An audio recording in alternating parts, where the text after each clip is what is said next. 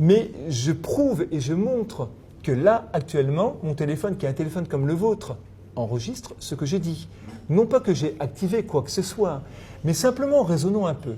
Si la commande vocale « OK Google » entraîne une réponse de Google, sans que autre chose que la commande vocale puisse entraîner, c'est que le micro était actif, c'est que le micro reconnaît ce que je dis. Donc vous avez dans vos téléphones, à tout moment, pas quand il est en veille, mais quand il est activé, je suis en train de le réactiver, vous avez un micro qui fonctionne en permanence. Un exemple très simple avec Android, qui est le système d'exploitation qui appartient à Google. Android, comme Siri, Android permet de faire des recherches vocales.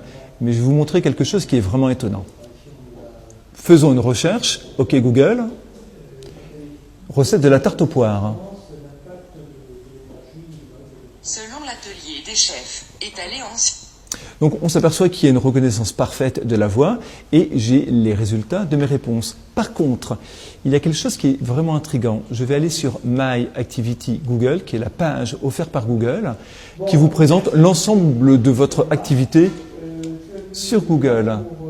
J'actualise la page, on va pouvoir réécouter la requête vocale. Et écoutez bien. Faisons une recherche. OK Google. Recette de la tarte aux poires. Pour le plaisir, on va le réécouter.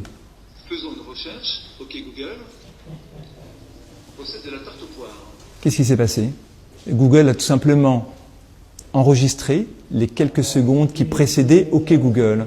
Ça veut dire quoi? Ça veut dire que le micro fonctionne en permanence et qu'il vous donne simplement accès au bout de vocalisation de votre recherche. Je ne sais pas si vous le saviez, mais il est clair que vous avez ici un outil qui potentiellement peut enregistrer absolument tout ce que vous dites. Alors, on peut s'en effrayer, on peut s'en réjouir. J'ai envie de dire que c'est une position personnelle.